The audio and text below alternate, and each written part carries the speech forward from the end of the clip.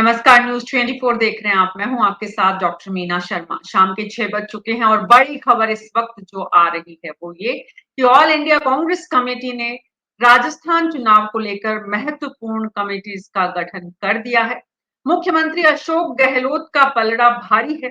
सचिन पायलट को किसी भी कमेटी में बड़ी जिम्मेदारी नहीं दी गई है।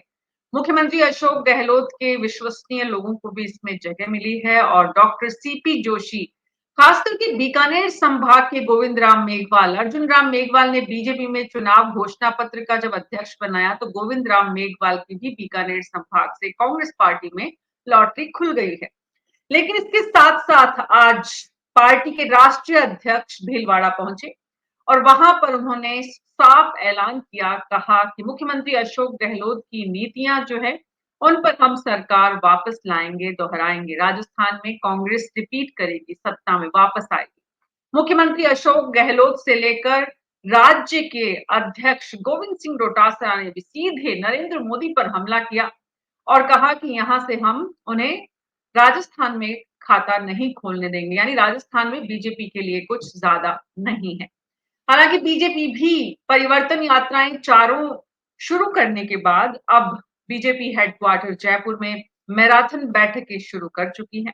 उन बैठकों में कौन सी रणनीति बन रही है और किस तरह से ये परिवर्तन यात्रा में लोगों को जोड़ा जाए, शामिल किया जाए, इससे लेकर तमाम वो बातें जो आने वाले चुनावों को प्रभावित करेगी। लेकिन आज कांग्रेस की कोर कमेटीज में जिन लोगों को जगह मिली है और जिस तरह से मुख्यमंत्री अशोक गहलोत का सिक्का चला है, क्या इस चुनाव में सचिन पायलट जो एक तरह से साइडलाइन कर दिए गए हैं, अब चुनाव तक और चुनाव के बाद इसके क्या परिणाम होंगे? आज विस्तार से हमारे खास मेहमानों के साथ इसी पर चर्चा करेंगे। हमारे साथ वरिष्ठ मेहमान हैं मधु आचार्य, जो बीकानेर संभाग से आते हैं। हमारे साथ अटल खंडेलवाल, बीजेपी के प्रवक्ता, राजीव जैन साहब वरिष्ठ पत्रकार हैं, महेश शर्मा जी वरिष्ठ पत्रकार, महेंद्रजीत सिंह मालवीय जो मंत्री हैं राजस्थान सरकार के कैबिनेट मंत्री, वो भी हमारे साथ जुड़ने वाले हैं। जल संसाधन योजना विभाग है उनके पास। आप सभी का स्वागत। कांग्रेस से हमारे प्रतिष्ठा यादव जुड़ने वाली हैं। आप सभी का बहुत बहुत स्वागत है। शुरुआत आपसे ही करना चाहेंगे अटल खंडेलवाल जी। क्या चल रहा है जयपुर की मैराथन बैठकों में? वसुंधरा राजे भी पहुंच रही हैं सारी यात्राओं को हरी झंडी दिखाने के बाद। देखिए मैडम, बिल्कुल चुनाव सर पे है तो मैराथन भी होना शुरू हो ही गया है। और जैसे जैसे हम लोगों को लगता है कि यहाँ पर अब कमेटी बना देनी चाहिए, वहां पर कमेटियां का हम विस्तार कर रहे हैं, बना रहे हैं और मैनेजमेंट को हम डायरेक्टली ले लिया है हाथों में अब। और अब धीरे धीरे हमारे लोग तेजी से एक्टिव हो चुके हैं। और आप देखिए परिवर्तन यात्रा जिस तरीके से हमने उसको उसकी संरचना की, वो चारों दिशाओं से होकर के पूरी 200 विधानसभा से जयपुर अंत में जयपुर में आएगी। तो हर व्यक्ति को ये जानने का हक है कि इन 4.5 साल में क्या हुआ।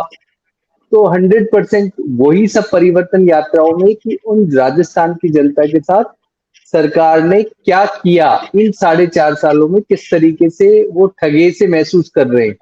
आज तो चलो आप देखिए, आज पायलट साहब ठगे से महसूस कर रहे हैं, इनके बहुत ही क्लोज हैं, आज वो महसूस कर रहे हैं। तो ऐसे ही जनता के साथ भी किस तरीके से इन्होंने उससे ठगा है, उस तरीके से आज खड़गे साहब आए तो आप देखिए कि भीलवाड़ा में उन्होंने बहुत सारी बातें कही। तो संबोधन में ही उन्होंने कहा कि श्रीमान अशोक गहलोत साहब, तो उनका अभिवादन ही गहलोत से हुआ। हालांकि वो उच्चारण हो सकता है किसी प्रोनाउंसिएशन की वजह से कम हुआ, मतलब गलत हो गया, लेकिन किसी मायने में वो सही था कि बेसिकली जिस तरीके से भ्रष्टाचार यहाँ हुआ है, जिस तरीके से पेपर लीक यहाँ हुआ है, जिस तरीके से महिला उत्पीड़न यहाँ हुआ है। अटल खंडेलवाल जी, आप बता सकते हैं आज की बैठक में क्या कुछ हुआ और आपके यहाँ की जो प्रमुख कमेटियां अब बनने वाली हैं, कमेटीज, उनकी क्या स्थिति है? कब तक घोषणा होगी, ऐलान होगा? जल्द ऐलान होने वाला है ना। जितनी भी कमेटियां हैं जल्दी ही ऐलान होगा। एक एक एक मैनेजमेंट का पार्ट है, एक एक एक समन्वय है। मतलब अचानक से किसी भी चीज का ऐसा नहीं है कि किसी को देखते हुए कुछ ऐलान होना है, नहीं ऐसा है नहीं। समझा जा रहा है, समझने के बाद उसके अंदर व्यक्तियों को किस तरीके से ऐड करना है, कौन कहाँ पर बहुत बढ़िया काम कर सकता है, ये सारी संरचना बन करके और कमेटियों का ऐलान जल्दी ही होने वाला है। लगभग लगभग बहुत सारी कमेटी तो बन ही चुकी है। अब कैंपेन कमेटी है और दूसरी कमेटियां हैं, वो जल्दी ही परिवर्तन यात्रा खत्म हो जाएगी 25 तारीख को, उसके बाद में कमेटियों का ऐलान भी हो जाएगा।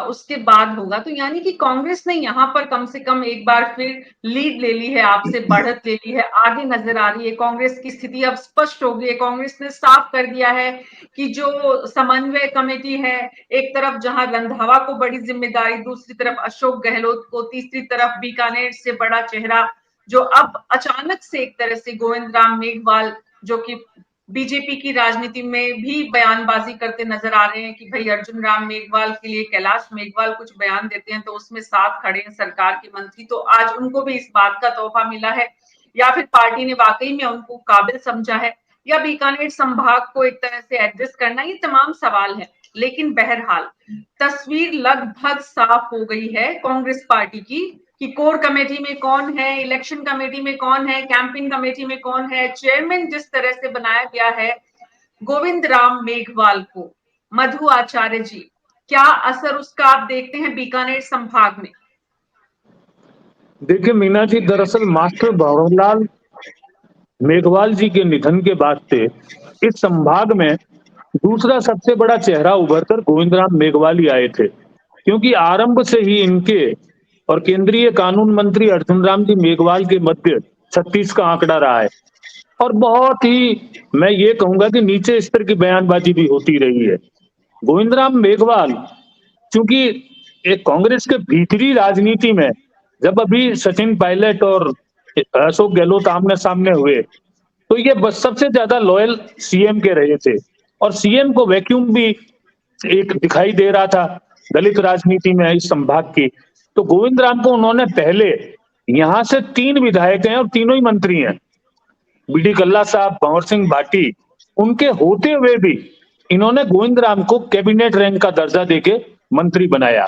गोविंद राम मेघवाल खुद एक बार बसपा से लोकसभा का चुनाव लड़ चुके हैं यहाँ अर्जुन राम जी के सामने, और पिछले चुनाव में भी उन्होंने अपने लिए अपनी सुपुत्री जो प्रधान रही है खाजूवाला की, उसके लिए टिकट मांगा था।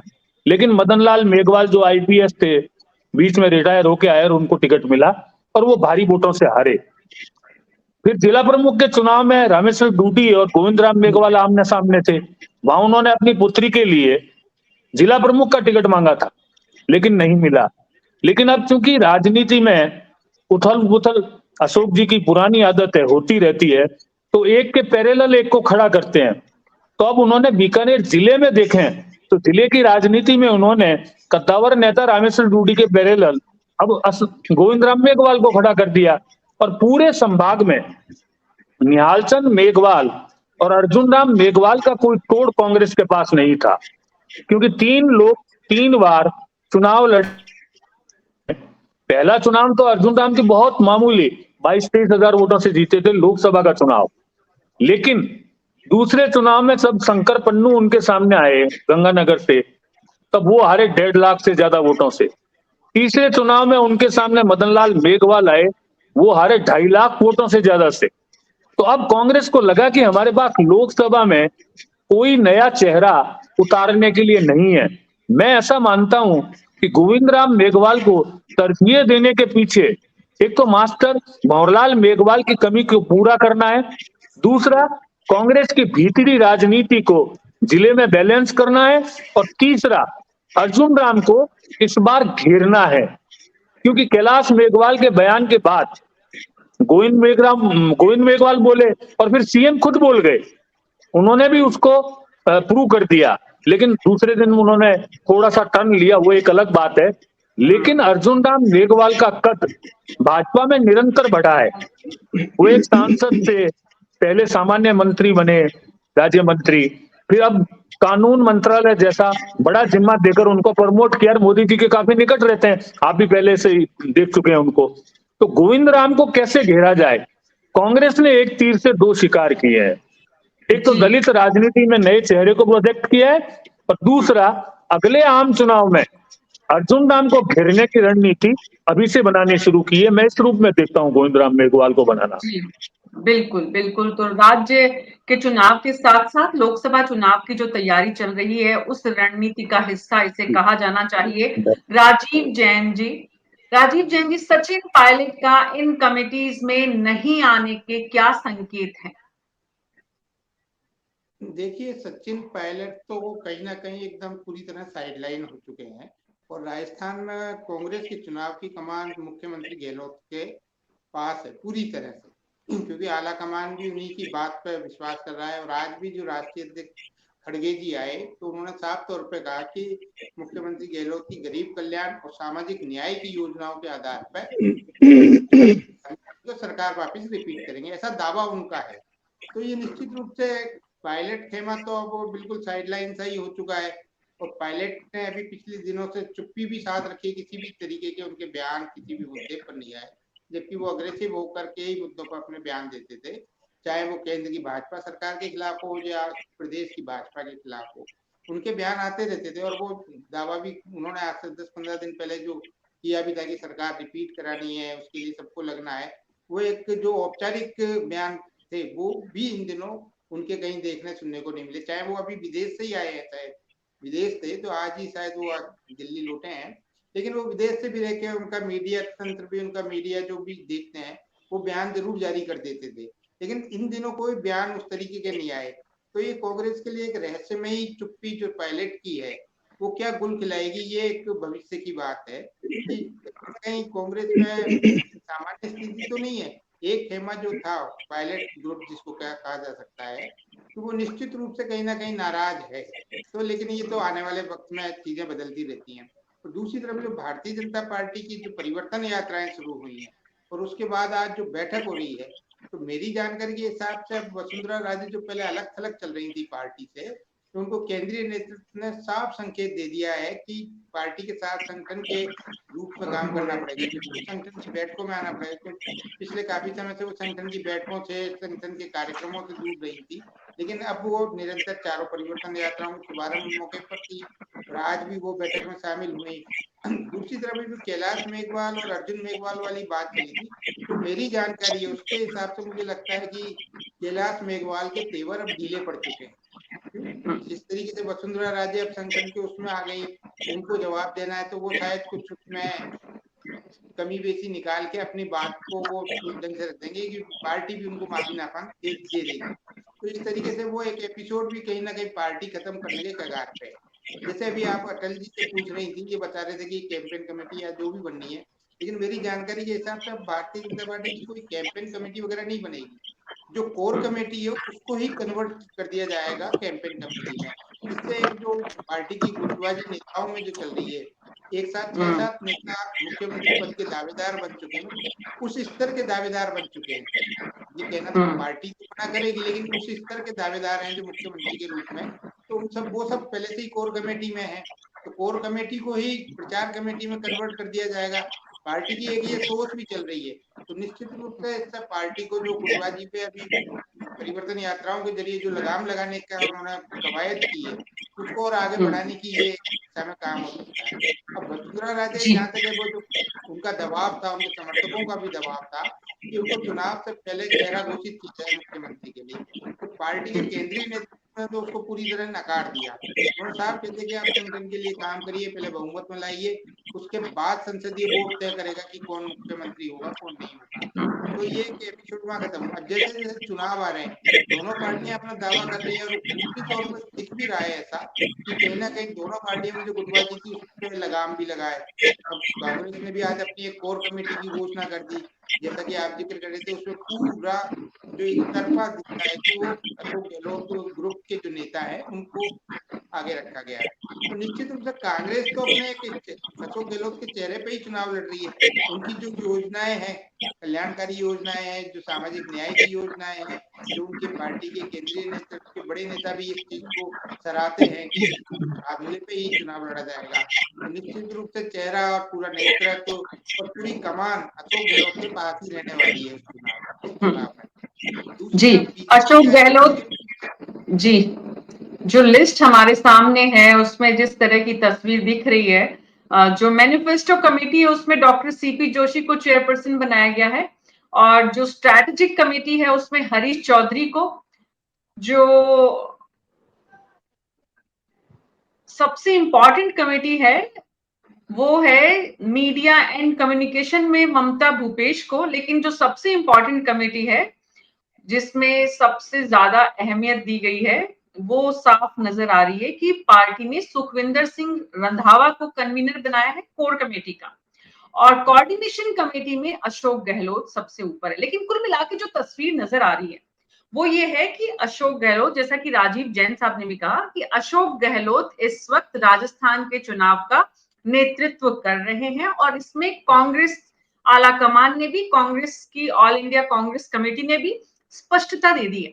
अब वहां पर कोई जो सचिन पायलट के नाम पर जितनी भी चीजें, जितनी बातें होती थी, अब वो इतिहास बन चुकी हैं, अब वो वर्तमान नहीं है, क्योंकि वर्तमान यहाँ पर सचिन पायलट एकदम अब किसी भी तरह की बयानबाजी से बच रहे हैं और कांग्रेस पार्टी ने अपनी जितनी कमेटीज बनाई है उसकी जो तस्वीर साफ की है उसमें सचिन पायलट को जितनी जगह दी है, उसके बाद सचिन पायलट का इस वक्त एकदम से चुप्पी साध लेना क्या दर्शाता है महेश शर्मा जी, कि एक तरफ अशोक गहलोत जी पूरी तरह से नेतृत्व कर रहे हैं, पूरा केंद्रीय नेतृत्व उनके साथ खड़ा है।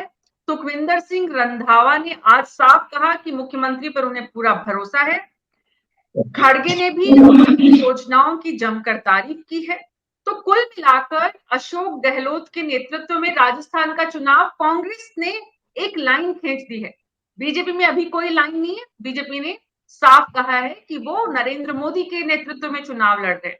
तो मोदी और जो अशोक गहलोत आमने सामने है, जो कि पिछले लगभग 1.5 महीने से ये चर्चा हो रही है।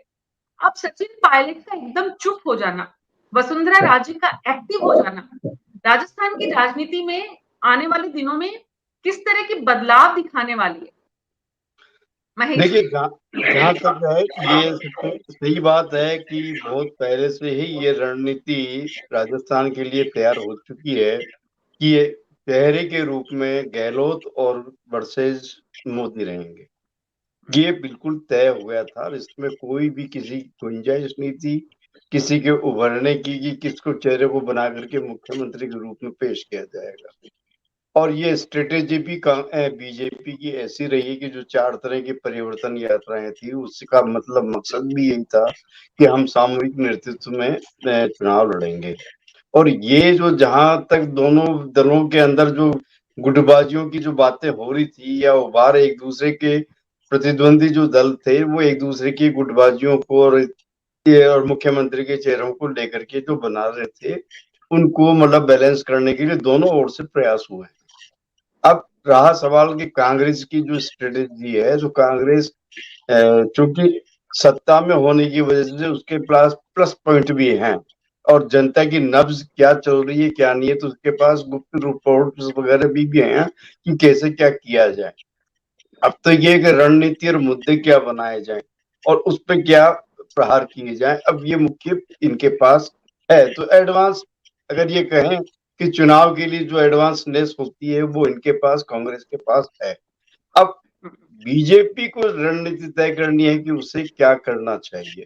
अब आपने जो प्रश्न पूछा कि पायलट क्यों खामोश है, उनको ये दे दिया गया है, ये संकेत इसका ये भी है कि मतलब क्या कहता ना, आप तो शांत रहें, बाद में देखेंगे। अभी जो स्ट्रेटेजी कांग्रेस को दोबारा से वापस लेके आना है सत्ता में, ऐसा नहीं हो कि पंजाब का उदाहरण यहाँ पे भी बन जाए नजीर के रूप में, मतलब क्या था नया पेश हो जाए। और ये बहुत पहले से ही तय स्ट्रेटेजी ये थी कि जो बीच में प्रयोग करने की कोशिश की जा रही थी, नेतृत्व परिवर्तन की जो कोशिश की जा रही थी, तो कांग्रेस को ये एहसास हो गया था कि इसके क्या मायने हो सकते हैं, पार्टी विघटन के पोजीशन की स्थिति में आ जाएगी। ऐसी स्थिति में इससे बचने के लिए सबसे बड़ा जो खतरा था कि किसी तरह से पार्टी दो खेमों में न बटे और आम संदेश जनता के पास नहीं जाए। इसके बाद में कमान जो गहलोत साहब ने संभाली है, और अपने पहले तो उन्होंने सबसे पहले अपनी सरकार को उन्होंने बचाने का पूरा प्रयास कर लिया था, और दूसरे भी जो भी आरोप प्रत्यारोप थे उससे बचने के लिए उन्होंने जिस तरह से आम जनता के सुख दर्द पर केंद्रित होकर के अपनी रणनीति बनाई कि जनता को कैसे प्रभावित किया जाए, आम मतदाता को कैसे प्रभावित किया है। तो जो जिस तरह की घोषणाएं हुई थी, वो कहा भी था उन्होंने कि आप मांगते मांगते थक जाओ, मैं देते देते नहीं थकूंगा। तो ये सारी रणनीति उन्होंने तय कर ली थी कि मुझे ये काम करना, और एक तो ये दिशा तो बहुत पहले से तय हो गई थी। और जिस तरह से जो आज खड़गे साहब आए हैं, जिनका बयान अगर आप देखें तो उनका जो स्ट्रेस, जो उसका जो मेन जो पुख्ता ये था कि मुख्यमंत्री की योजनाएं बहुत अच्छी है। तो अच्छी है तो इसका मतलब उनकी तरफ से हरी झंडी है, ये स्पष्ट उन्होंने कह दिया कि भाई हमारा चेहरा एक है। अब वो चेहरा एक आप कांग्रेस नेतृत्व को भी दे सकते हैं, मायने दो हो सकते हैं, और साथ ही ये कह दिया कि चेहरा एक है। तो राजस्थान में जो इस समय जो मुख्यमंत्री है वही है चेहरा, और उन्हीं के नेतृत्व में हम चुनाव लड़ते रहेंगे। तो ये वाली जो चीज जो निश्चित रूप से जो उनके बयान में और जो स्ट्रेटेजी सामने आ रही है, और ये भी बात सही है कि कुछ मुद्दे ऐसे अब क्योंकि जैसे जैसे चुनाव घोषित होंगे और उसके बाद में जो भाषणबाजियां वगैरह होगी, जिस तरह से अभी से भूमिकाएं बन रही हैं, कभी भारत, कभी इंडिया, कभी विशेष सत्र को लेकर के जो पेची, वो आपस की ये स्ट्रेटेजी तो विपक्ष और जो केंद्र सरकार रही है वो बनती रहेगी, माहौल उसी समय बनेगा। इस विशेष सत्र के बाद में क्या बीजेपी की रणनीति रहती है, ये भी एक देखने का विषय होगा। लेकिन फिलहाल दोनों दलों ने अपने अपने जो एक दूसरे के जो आरोप लगा रहे थे, गुटबाजी ना हो और जातीय समीकरण कैसे बने हों, किस तरह से किन चेहरों को आगे लगाया जाए, क्या स्ट्रेटेजी बनने वाली है। तो ये जैसे बीकानेर में मधु आचार्य जी ने जो बताया कि गोविंद राम मेघवाल जी को मतलब क्या था ना, वो जो कन्वीनर जो बनाया गया है, तो ये बहुत बड़ा मतलब स्टेप ये है कि वो उन्होंने अपना वैक्यूम पूरा किया कांग्रेस में, क्योंकि जो दो बड़े जो चेहरे हैं वो किसी मतलब कैंपेन कमेटी का चेयरमैन गोविंद राम मेघवाल को बनाना तो काफी अहम है महेश शर्मा ये जी। इशारा ऐसी वोटों के जो अपने उनका वोट बैंक है कांग्रेस का, जो मूल रूप से माना जाता है कांग्रेस, और यही स्ट्रेटेजी उन्होंने रखा, जो हमारे मूल जो है वोट बैंक है उन्हें हम अपनी तरफ बनाए रखें, उसके लिए ऐसे चेहरों की तलाश करें जो प्रभावशाली हो और अपना जो भी वैक्यूम। आज की ऑल इंडिया कांग्रेस कमेटी की ये जितनी कमेटीज हैं, चाहे वो कैंपेन कमेटी हो, चाहे वो कोऑर्डिनेशन कमेटी हो, चाहे वो कोर कमेटी हो, चाहे वो मीडिया कमेटी हो, जितनी भी हम कमेटीज यहाँ पर देख रहे हैं, स्ट्रैटेजिक कमेटी है, इन तमाम में जिस तरह अशोक गहलोत पब्लिसिटी जो है, पब्लिसिटी एंड पब्लिकेशंस कमेटी है, इसमें भी जिस तरह के लोगों को जितनी जगह मिली है, प्रोटोकॉल कमेटी, ये साफ संकेत कर रही है, जिस तरह के नाम इसमें आए हैं, ये साफ संकेत कर रही हैं कि मुख्यमंत्री अशोक गहलोत राजस्थान की राजनीति में जो एक नया इतिहास लिखने की कोशिशों में जुटे हुए हैं, उसमें कांग्रेस केंद्रीय नेतृत्व पूरी तरह उनके साथ है।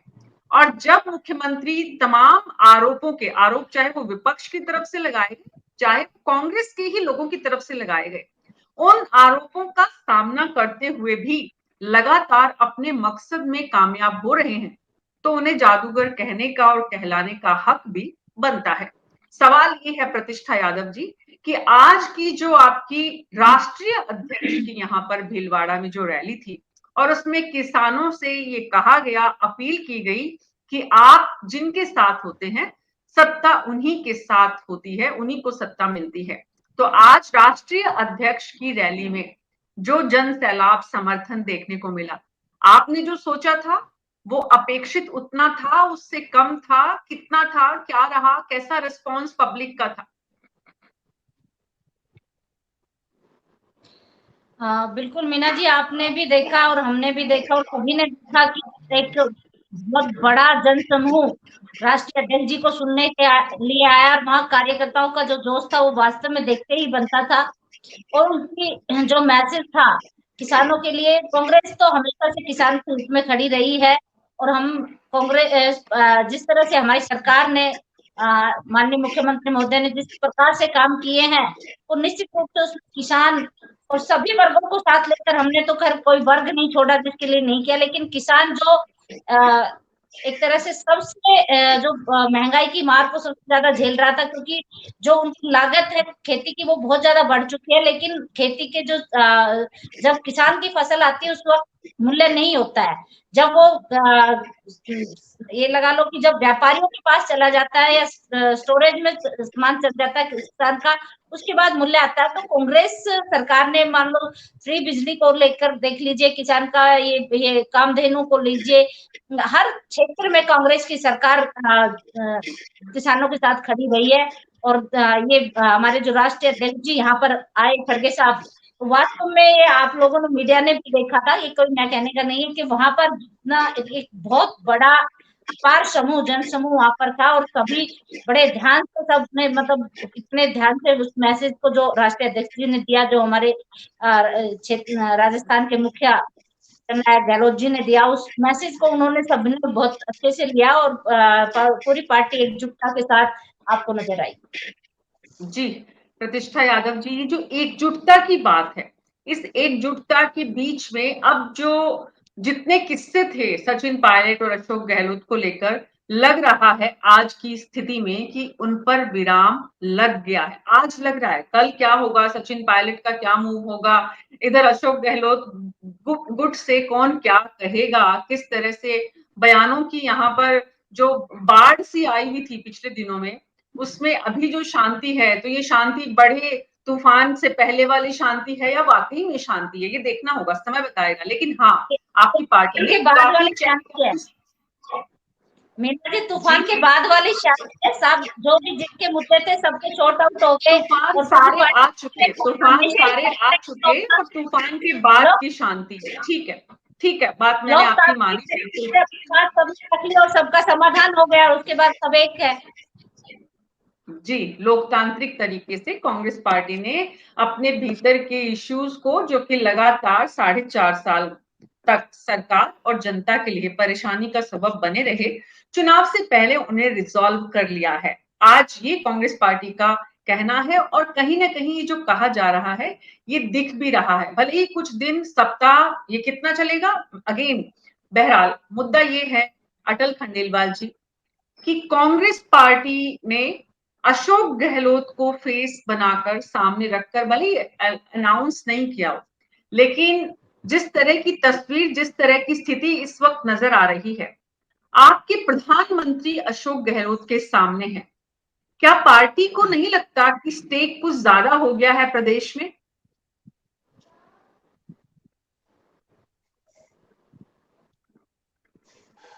अटल जी अपना ऑडियो ऑन करें प्लीज।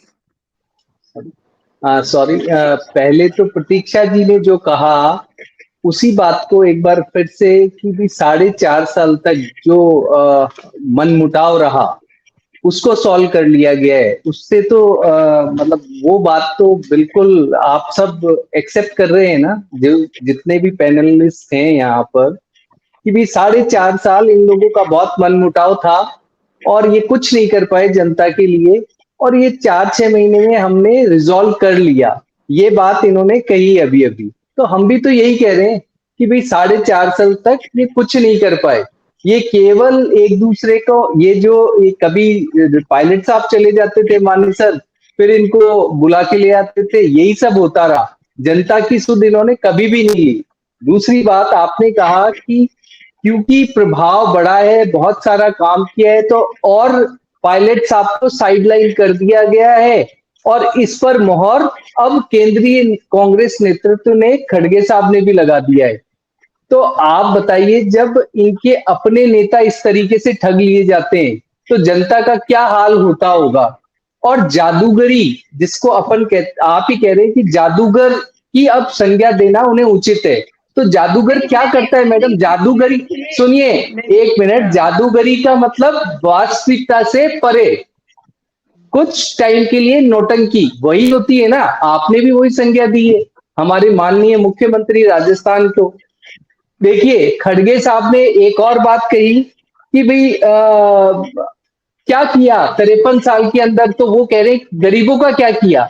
तो हम तो कह रहे हैं कि आपने 80 करोड़ से भी ऊपर, मतलब मैं जब, मेरे को ध्यान है कि मैं जब छोटा था तो जनरली सारे ही लोग, कि हमारा 80% लोग गांव में रहते हैं और उसमें से 80 करोड़ लोग गरीब हैं। हमने 45 करोड़ लोगों को गरीबी रेखा से बाहर निकाला, ये किया हमने। हमने 4.5 करोड़, 4 करोड़ आवास दिए, ये किया हमने।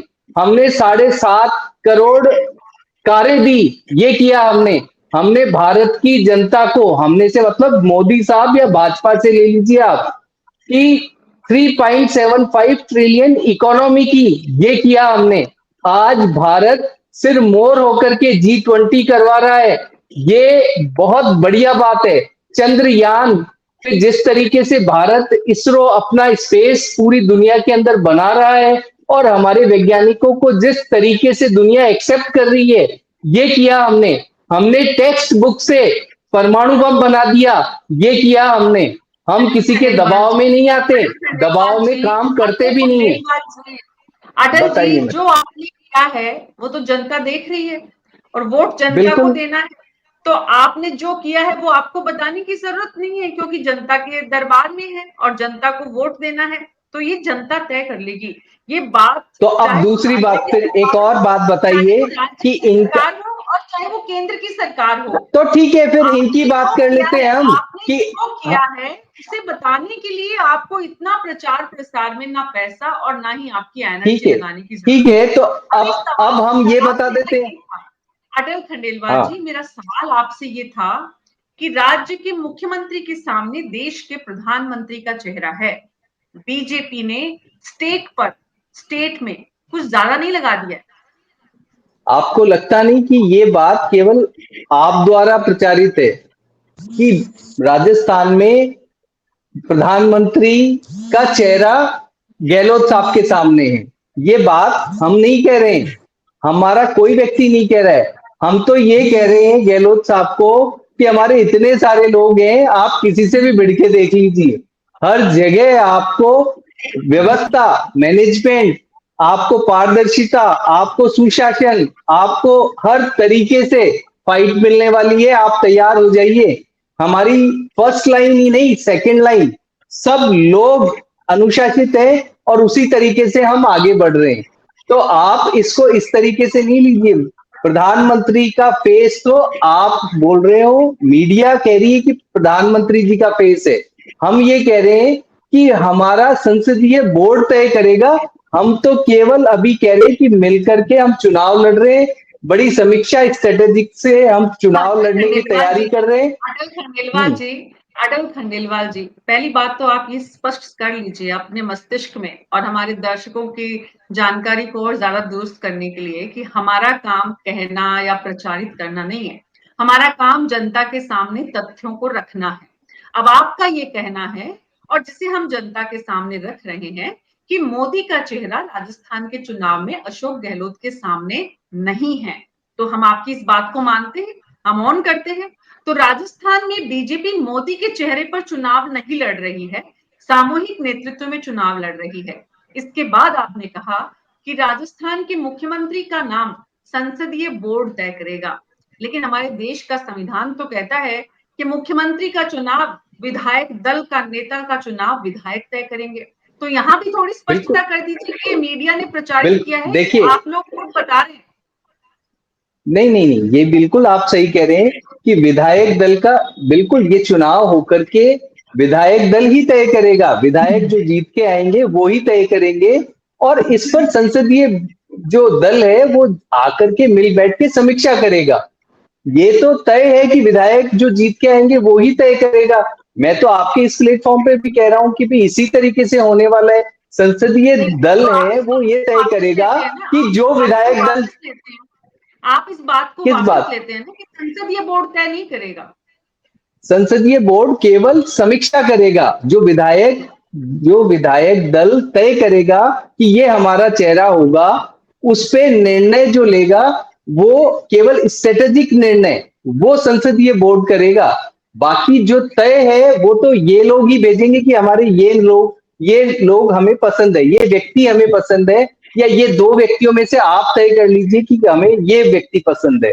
केवल इतना सा स्ट्रेटेजिक जो है वो एडवाइजरी की तरह संसदीय दल तय करेगा। बाकी तो विधायक जिसको भी कहेंगे वो बनेगा हमारा मुख्यमंत्री।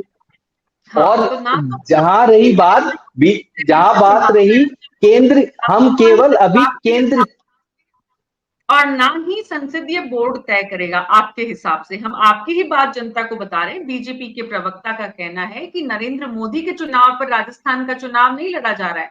मुख्यमंत्री अशोक गहलोत के सामने सामूहिक नेतृत्व है पार्टी का, राज्य का। देखिए इसको थोड़ा सा ठीक कर लीजिए मीना जी। आप ये बताइए कि केंद्र की जो योजनाएं हैं उसको लेकर के राजस्थान में चुनाव लड़ रहे हैं, और जो हमारे यहाँ के मिलजुल करके जो भी व्यक्ति हैं, जो हमारे जो वरिष्ठ नेता हैं, वो सामूहिक रूप से लड़ाई, मतलब ये इस बार हम विधानसभा में आ रहे हैं, तो ये एक सही तरीका है इस बात को रखने का। बीजेपी में ये जो स्थिति है, इसमें वाकई में पार्टी के नेताओं के लिए, प्रवक्ताओं के लिए परेशानी खड़ी कर दी है।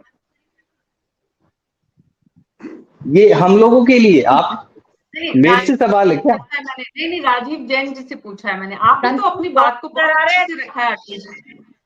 बिल्कुल बिल्कुल। प्रतिष्ठा जी रुकिए। भारतीय जनता पार्टी का एक अपना कल्चर है।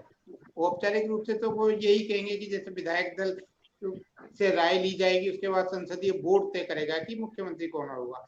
कमोबेश स्थिति कांग्रेस में भी ऐसी है, वहां भी आलाकमान ही तय करता है। पार्टी के अभी भी जो अधिकृत प्रवक्ता हैं या जो बड़े नेता हैं वो यही कहते हैं कि हमारे यहाँ आलाकमान तय करेगा, हम तो वो सोनिया गांधी और राहुल गांधी के चेहरे पे चुनाव लड़ते हैं, पार्टी के उनके नेतृत्व। लेकिन असलियत तो ये कि राजस्थान में तो एक ही चेहरा है, अशोक गहलोत, तो उसके नेतृत्व में चुनाव हो रहा है, तो भविष्य में भी वही इस पद के दावेदार प्रमुख रूप से माने जा सकते हैं। लेकिन भारतीय जनता पार्टी में एक अलग तरीके की स्थिति उत्पन्न होगी कि भाजपा ने अपने पूर्व के दो जो शासन उनके आए उसमें एक चेहरा घोषित किया, और उस चेहरे के नाम पे ही चुनाव लड़ा और वो भी सत्ता में आए थे, वही मुख्यमंत्री बने। लेकिन इस बार बहुत एक अलग प्रयोग करने जा रही है भारतीय जनता पार्टी। अटल जी को तो शायद ज्यादा जानकारी होगी मेरे से, पार्टी के प्रवक्ता हैं वो, तो वो एक अलग ही प्रयोग कर रही है कि एक सामूहिक नेतृत्व उन्होंने खड़ा कर दिया। पिछले 4 या 5 साल में मीना जी आप देखिए, राजस्थान से कोई 6-7 नेता उस कद के खड़े कर दिए जो वसुंधरा राजे का कद था, या जिस पद पे वो थी, तो उस तरीके से आप देखिए लोकसभा के स्पीकर को उस कद में ला दिया। गजेंद्र सिंह शेखावत उस कद में है, अर्जुन मेघवाल उस कद में है, प्रदेश अध्यक्ष और प्रतिपक्ष के नेता तो स्वाभाविक रूप से ही वो होते हैं दावेदार उस पद के लायक। तो उस तरीके से देखा जाए तो 6-7 बड़े नेता भारतीय जनता पार्टी ने खड़े कर दिए। ये अच्छी भी बात है, इसमें कोई किसी भी राजनीतिक दल के लिए अच्छी बात है। ये किसी भी राजनीतिक दल एक व्यक्ति पर निर्भर नहीं है।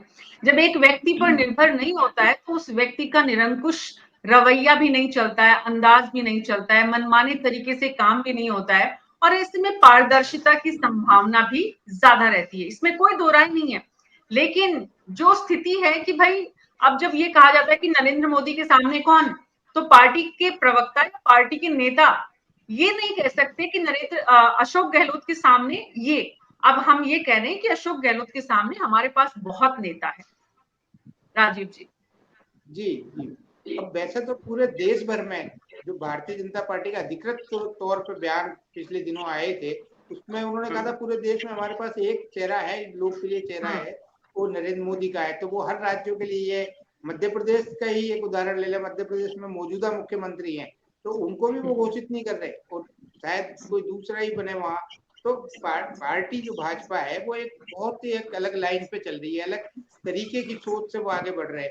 उनको ये कोई फर्क नहीं पड़ता कि भाई जैसे वसुंधरा समर्थकों का दबाव था कि तब उनको चेहरा घोषित नहीं किया तो पार्टियां बहुमत नहीं पा पाएगी या जो भी पा पाएगी। लेकिन इस वक्त जो भारतीय जनता पार्टी का केंद्रीय नेतृत्व है वो इतना कठोर है और सख्त है कि वो किसी भी चीज को नहीं मानेगा। वो ये चीज मान सकता है कि चाहे राजस्थान हार जाए, चुनाव सामूहिक नेतृत्व में होगा और चेहरा एक ही रहेगा, नरेंद्र मोदी। तो निश्चित रूप से पार्टी की एक अलग जो लाइन चल रही है, अटल अडवाणी वाला युग तो है नहीं कि जो चीजें वो मान लेते थे दूसरे नेताओं की और उस तरीके की जो प्रदेश के नेता होते थे। ये नरेंद्र मोदी अमित शाह वाला युग है। इसमें कोई प्रदेश का नेता कोई दावा ठोक के नहीं कह सकता कि मैं ही मुख्यमंत्री, मुझको ही बनाया जाए, नहीं तो मैं हरवा दूंगा। वो ये भी तय कर लेते।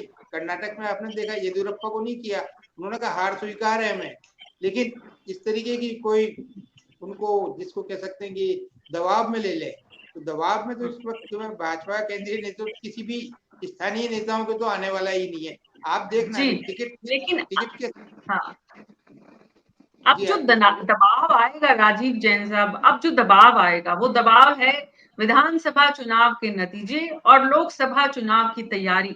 दबाव निश्चित रूप से नतीजों से तय होगा कि दबाव कम होता है कि बढ़ता है।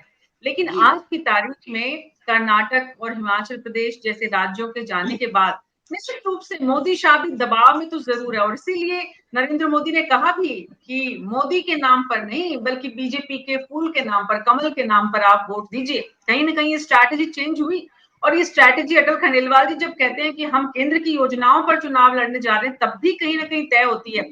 बार बार जैसा कि आपने खुद ने कहा और हम खुद देख रहे हैं, लगातार बार बार कहा कि हम मोदी के चेहरे पर चुनाव लड़ रहे हैं।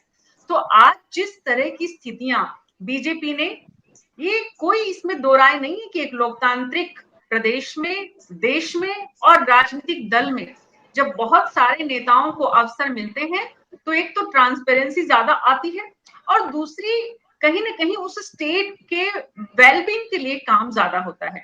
लेकिन महेश शर्मा जी, जिस दोराहे पर स्टेट राजस्थान का आकर खड़ा हुआ है, एक तरफ बीजेपी के चार राष्ट्रीय अध्यक्ष जैसे कद्दावर नेता, एक मौजूदा अध्यक्ष जेपी नड्डा और 3 पूर्व अध्यक्ष राजनाथ सिंह, नितिन गडकरी, अमित शाह। 4 दिन में ये 4 लोग आते हैं। में खड़गे जी की यात्रा, खड़गे जी की रैली, एक तरफ राष्ट्रीय अध्यक्ष के रूप में मल्लिकार्जुन खड़गे हैं, उसी तरफ ये 4 कद्दावर नेता है जिन्होंने राजस्थान की यात्रा की है। जनमानस पर ये जो दबाव है नेताओं के चेहरों का, ये कितना काम करेगा महेश शर्मा जी? देखिए, जहां तक सवाल है कि जो भी चुनाव लड़े जाते हैं उसमें कई मतलब उलटफेर और मतलब नीतियां वगैरह सब काम कर रही हैं। अब ये आप ये देखिए कि नड्डा जी किस वर्ग को से आते हैं और आपके राजनाथ सिंह जी किस वर्ग में आते हैं और वो किस वर्ग में आते हैं, तो सब अपनी अपनी स्ट्रेटेजी के हिसाब से चुनाव मैदान में आ रहे हैं कि भाई ये राजपूत हैं, ये वगैरह हैं, ये वो वगैरह हैं। तो जो राजस्थान में, चूंकि राजस्थान की राजनीति की बुनियाद में जातिवाद है और साथ साथ ही उस क्षेत्र में किन लोगों का पैंठ है, इन सारी चीजों को ध्यान में रखते हुए स्ट्रेटेजी तय करते हैं। और उसी तरह से चाहे वो कांग्रेस हो चाहे बीजेपी। खड़गे साहब के अगर यूं व्यक्तित्व की बात करें तो वो बात अलग है। खड़गे साहब कांग्रेस को किस स्थिति में लाए, आगे उनके नेतृत्व में 2 बार चुनाव लड़े गए, 2 राज्यों में उन्होंने कांग्रेस लेके आए। उसी तरह से ये मान के चले कि उसका व्यक्तित्व छोटा मोटा नहीं है और वो सर्वमान्य नेता है। अगर और कोई दूसरा उत्तर भारत का कोई नेता अगर होता तो शायद हो सकता है कि उसमें मतलब माथापच्ची ज्यादा होती, जैसे कि पूर्व में कांग्रेस के नेतृत्व में हुआ। लेकिन खड़गे का ऐसा नेतृत्व है जो मतलब निर्विवाद है। तो ये कहना कि मतलब क्या कहता हूँ कोई कद काठी के, तो ये इसकी तुलना उन व्यक्तित्व से करना तो वो ठीक उचित नहीं होगा। और सब जगह मान्य है खड़गे जी का, क्योंकि उनका कहीं वो निर्विवाद मतलब जैसे विवाद के कोई विषय नहीं रहे और उनका व्यक्तित्व सीधा साधा और स्पष्टवादिता है। तो जहां तक है कि उनका व्यक्तित्व कैसा है क्या नहीं है, ये हो सकता है कि उनका अटैचमेंट राजस्थान से इतना न हो, एक ये भी ये मान लें। लेकिन अब चूंकि वो इस समय अध्यक्ष के पद पे हैं, तो ये तो एक औपचारिक चीजें होती है कि जिसे स्वीकार किया जाता है कि भाई यहाँ पे कांग्रेस अध्यक्ष आएंगे, चुनाव है तो मतलब क्या था, राष्ट्रीय नेता आएगा ही आएगा, प्रदेश के चुनाव हो चाहे कैसे भी हो, जब प्रधानमंत्री आ रहे हैं, केंद्रीय मंत्री आ रहे हैं, ये सब आ रहे हैं, तो ये सारी चीजें स्ट्रेटेजी वो गौन हो जाती है। और उसमें मतलब क्या है, तो कोई व्यक्ति से तुलना हम नहीं कर सकते। बात ये है कि जो कांग्रेस के सामने तो यह है अपनी कुर्सी वो बरकरार रखे, दोबारा से चुनाव वक्त पे आए, तो उसकी स्ट्रेटेजी ये होती है कि हमने जो घोषणाएं की है या हमने जो योजनाएं बनाई वो आम जनता तक उसके लाभ के लिए कितने हुई कितने नहीं हुई है, चाहे वो महंगाई राहत शिविरों के माध्यम से हो या मतलब अन्य जितने भी घोषणाएं हुई हैं जिस तरह का भी है। लेकिन इस बार जो है मतलब जो इसको मोदी वर्सेज जो गहलोत की जो लड़ाई बनाने की कोशिश की गई है, इसका बहुत बड़ा श्रेय मतलब गहलोत जी को जाता है, क्योंकि उन्होंने हर चीज को मतलब करने की कोशिश की। जैसे महंगाई इस समय वास्तव में इशू है देश भर में, तो महंगाई राहत, तो उन्होंने उस चीज को टच किया है। राहत मिली न मिली वो बात अलग है, लेकिन महंगाई को उन्होंने टच किया कि भाई हम राहत दे रहे हैं, वो नहीं, वो महंगाई पर रोक नहीं लगा रहे हैं। और इत्तेफाक से ये क्या है कि मौसम की मार से अब टमाटर के दाम है या और दूसरी चीजें हैं, बिजली के दाम है वगैरह, ये सारी जो चीजें स्ट्रेटेजिकल स्टेप बाय स्टेप जो चल रहे हैं वो मतलब ये होता, तो जैसे शतरंज में जो चालें चलती है, तो इसमें ये मतलब गहलोत साहब इस समय मतलब अच्छी खासी मतलब मोदी जी को टक्कर दे रहे हैं। ये तो एक यूं मान लीजिए स्ट्रेटेजिकल, ये वो जो एक जिम्मेदार व्यक्ति जो एक राष्ट्र शासन चला रहा है उसने अपनी चालें चली है। अब इसकी काट क्या हो सकती है, ये बीजेपी के पाले में। तो सबसे पहले तो जो परिवर्तन यात्राएं निकाली है, वही पहले की तरह से परिवर्तन बीजेपी यात्राएं निकाले, तो उससे क्या मतलब माहौल बनता है। अब दूसरा है कि अब जो उनको जो बारीकियां महसूस हुई होगी इस दौरान, तो उसके समाधान के लिए अब नई स्ट्रेटेजी ये है कि मीटिंग हो रही है, उस मीटिंग में तय करेंगे कि ये किस तरह का क्या है। कोई भी नेतृत्व देश में मतलब चाहे आप केंद्रीय नेतृत्व या राज्य का जो सवाल जो आज मोहनलाल सुखाड़े के बाद क्या हुआ कांग्रेस में, तो ये जो हिसाब सुखाड़े के बाद कौन, और उसके बाद हरिदेव जोशी के बाद कौन, माथुर साहब के बाद कौन, सब चेहरे बदलते रहे। केंद्रीय मतलब क्या कहते हैं, जहां से जो भी नेताओं को स्थापित करना था वो किया गया और उन्होंने अपना शासन स्थापित किया और वो लोकप्रिय था। ये है कि जिस पद पे आता है, गहलोत साहब के साथ ये जुड़ा है कि उन्होंने तीसरी बार मुख्यमंत्री बने और उन्हें राजस्थान की जो नब्ज है, मतलब अगर यूं कहें कि बीजेपी में अगर कोई नब्ज जानता है तो वो है वसुंधरा राजे, और कांग्रेस की जो नब्ज जानता है, कांग्रेस की ओर से जो अगर जो नब्ज जाता है राजस्थान की, वो गहलोत साहब का कद बन चुका है। और वो ही मतलब क्या कहता है स्ट्रेटेजी को थोड़ा सा धारदार बना सकता है, और ये भी रहा जी है। जी अब तो अब जी बोले अब बोले सवाल ये होता है कि इस नई जो पॉलिसी में पॉलिसीज जो बना रहे हैं और किस तरह से दावे, माहौल चुनाव दौरान कैसे बनता है, उस दौरान मुद्दे क्या बनते हैं, क्या चीज होती है। धमाके जैसे इंदिरा जी का हमेशा ये होता था कि जब भी कोई चुनाव होते थे तो ऐसा धमाका कर देती थी कि उससे क्या माहौल पूरे देश का ऐसा हो जाता था कि जो कांग्रेस के लोगों को नहीं दिखता था। तो ये सारी चीजें जो है ये तय करेगी कि ये केंद्र सरकार अब कौन सा स्टेप लेगी, और ये स्टेप आपको विशेष स्तर के बाद में मालूम पड़ेगा कि क्या वो जी इसके पीछे करने जा रहे हैं, और उसके जी बाद में गहलोत साहब की क्या स्ट्रेटेजी रहेगी, वो उसकी काट क्या निकाल के लेके आते हैं या कांग्रेस क्या लेके आती है, ये बात है। जी और जी ये कहा तो ये जाता है नेतृत्व के बारे में कि साहब विधायक चुने जाए, विधायक ही मतलब तय करेंगे वो क्या होता है, लेकिन ये कुछ नहीं है, सारे आजकल आला कमानी तय करते हैं, चाहे कांग्रेस हो चाहे भाजपा, ये कोई बिल्कुल नहीं बिल्कुल करता। जी बिल्कुल। तो जनता जनता जिनको चुनकर भेजती है उन विधायकों के हाथ से अब ये ताकत जा चुकी है, और अब नहीं बहुत पहले जा चुकी है दरअसल। लेकिन कहने को लोकतांत्रिक व्यवस्थाओं में जिस तरह की तस्वीर दिखाई जाती है वो ये है कि विधायक दल का नेता विधायकों के द्वारा चुना जाता है, लेकिन अक्सर ऐसा होता नहीं है। होता वही है जो आलाकमान की आंख को सुहाता है। यहाँ सवाल ये है कि राजस्थान में आने वाला मुख्यमंत्री दोनों तरफ की आला कमानों की भाने वाला कौन होगा, जिसको जीत मिलेगी, वो वाकई में एक बहुत बड़ा यक्ष प्रश्न होगा।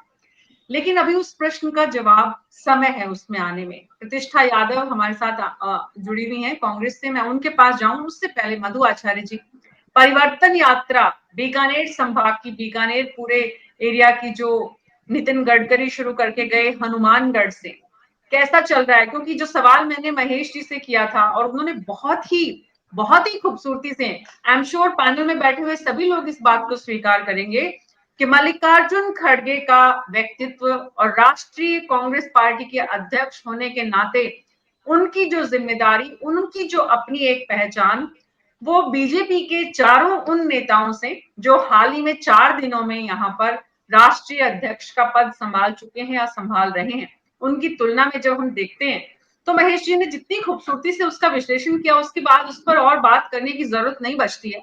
लेकिन मल्लिकार्जुन खड़गे के बाद कांग्रेस पार्टी में आने वाले समय में कौन कौन से बड़े नेताओं के दौरे, यात्राएं को किस किस तरह से प्लान की जाएगी, इसका जवाब मैं प्रतिष्ठा यादव जी से लूंगी। लेकिन मधु आचार्य जी, बीकानेर में परिवर्तन यात्रा का रिस्पॉन्स आप किस रूप में देखते हैं, कैसे देखते हैं, क्या नजर आ रहा है, लोगों का रिस्पॉन्स क्या है? जुटाई हुई भीड़ के साथ साथ खुद से आने वाले लोग कितने हैं?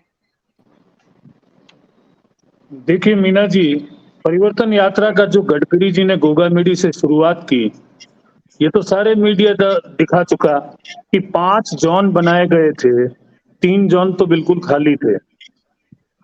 ये वीडियो चले हैं, वायरल है सोशल मीडिया पर। वो रिस्पांस जैसी उम्मीद परिवर्तन यात्राओं से की गई थी, मैं बिल्कुल भी सहमत नहीं हूं इस बात से कि बीजेपी ने अपने आप को कंट्रोल कर लिया है, बीजेपी में सब मैनेज हो गया है।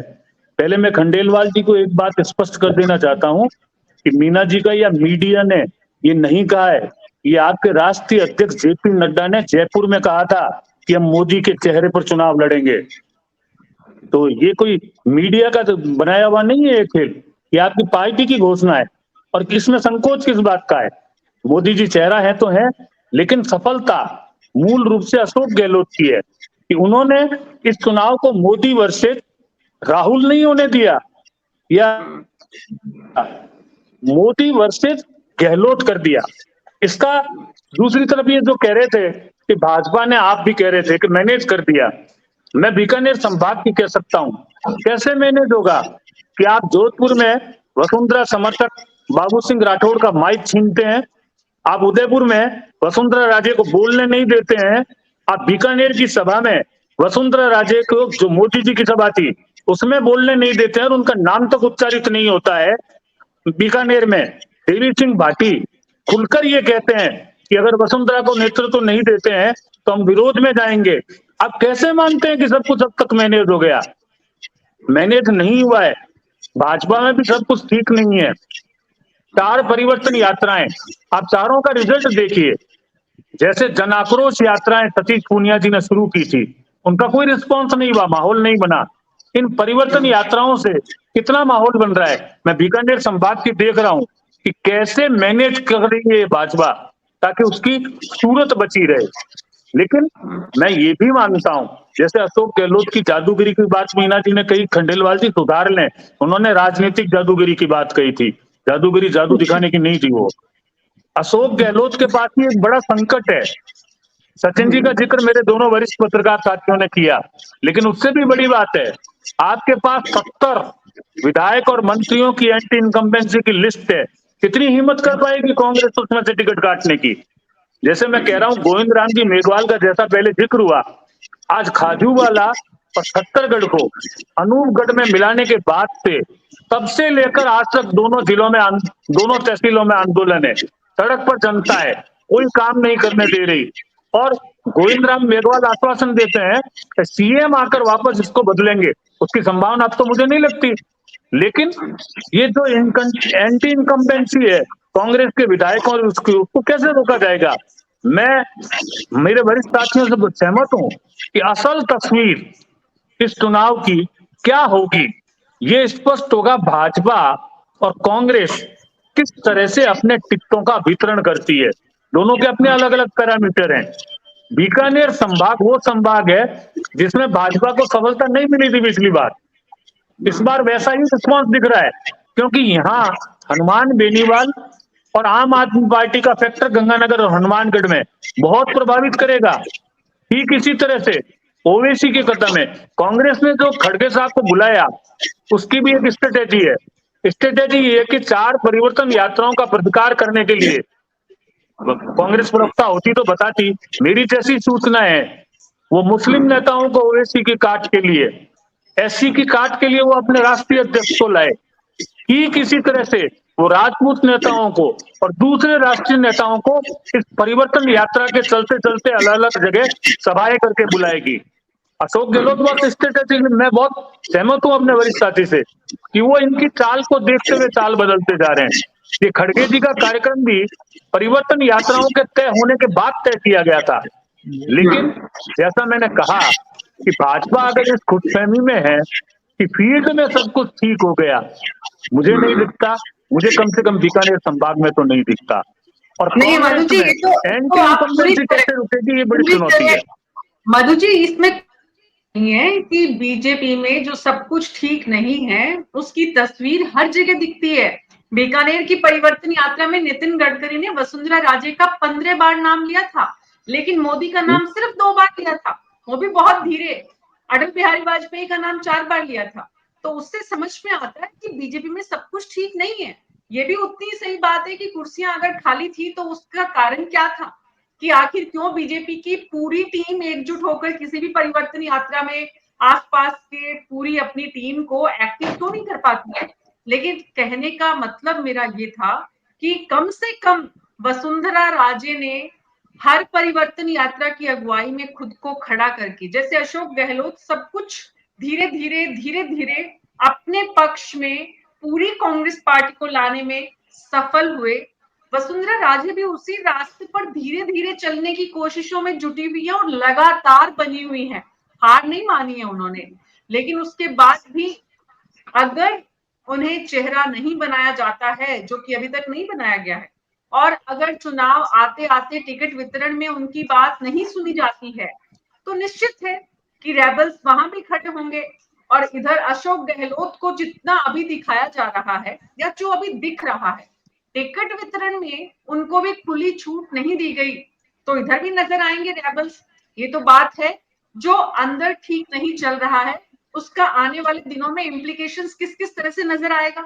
एट द सेम टाइम आपने जो कहा मधु आचार्य जी, बहुत बड़ी बात है और बहुत तथ्य के साथ राजस्थान की जनता को विश्लेषण करना है, चिंतन करना है कि जो एंटी इनकम्बेंसी विधायकों और मंत्रियों के खिलाफ है, उसका अशोक जी कैसे पार पाएंगे, कितनी बड़ी संख्या में टिकट काटेंगे, किसको उसका अल्टरनेट ऐसा बनाएंगे कि जनता उसके पक्ष में आ जाए कि चलो भाई मौजूदा विधायक ने तो किया था, ये नहीं कर पाएंगे।